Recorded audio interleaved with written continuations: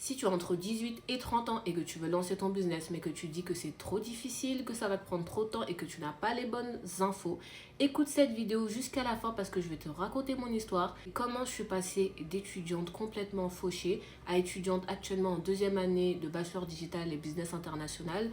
En parallèle de ça, je génère des revenus depuis mon téléphone et mon ordinateur et j'ai seulement 19 ans. Donc je t'explique tout ça. D'ailleurs, si tu veux que je t'accompagne aussi à lancer ton business en partant de zéro, tu peux DM Go sur Instagram. À 15 ans, j'ai voulu me lancer dans le business. Il faut savoir que quand j'étais ado, j'étais j'étais déjà très ambitieuse. Je me posais beaucoup de questions et je me disais, j'ai envie de faire du business, j'ai envie de faire du cash. En gros, la suite logique, c'est que je me disais, j'ai envie de faire de l'argent. Tout mon entourage, l'école, les profs, ma famille, me disaient que pour réussir, il fallait bien travailler à l'école. Donc, c'était chose faite. Mais en parlant de ça, je me disais, mais je comprends pas, je travaille bien, mais je n'ai pas le fruit de mon travail directement. Est-ce que je suis obligée d'attendre l'université pour faire mes premiers revenus? Et c'est là où j'ai commencé à regarder énormément de vidéos sur YouTube des entrepreneurs de l'époque. Vraiment, je les connais sur les bouts des doigts. Je regardais que ça. Et voilà pourquoi à 15 ans, j'ai décidé de lancer mon business. Donc j'ai lancé une agence de marketing digital. J'ai aidé les entreprises à se digitaliser sur les réseaux sociaux.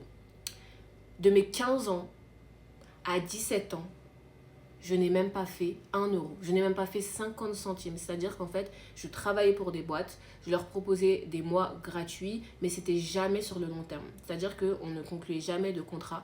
Et j'avais toujours ce syndrome de l'imposteur. Quand je passais des appels, quand j'envoyais des DM sur LinkedIn, etc., j'avais ce syndrome. Et je faisais énormément d'erreurs. J'avais pas les bonnes stratégies, j'avais pas le bon plan. Ce qui faisait que je travaillais d'arrache-pied, mais je ne faisais même pas un cent, je ne faisais même pas un sou. Et à ce moment-là, beaucoup de personnes auraient pu arrêter. Beaucoup de personnes auraient pu dire, ok, le business, ça marche pas, j'abandonne, c'est pas fait pour moi. Non, moi, j'ai persévéré.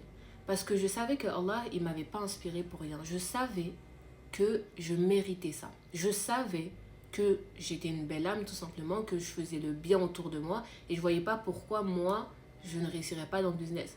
Donc je me disais, ok, je mets en place les bonnes actions, je vais essayer de continuer à aller chercher les infos encore et ça finira par payer. J'y crois, c'est ce que je me disais. Aujourd'hui, je génère des revenus. Je suis actuellement à Madrid et en parlant de ça, je peux générer des revenus, je peux faire des ventes, passer des appels. Pourquoi? Parce que je suis passée à l'action. Pourquoi? Parce que j'ai développé à fond mon tawakkul et j'ai trouvé une corrélation entre le développement que j'ai eu dans ma religion et les revenus aussi de mes business. C'est-à-dire que plus je développais mon lien avec mon Seigneur, plus je développais ma confiance en lui et plus mon business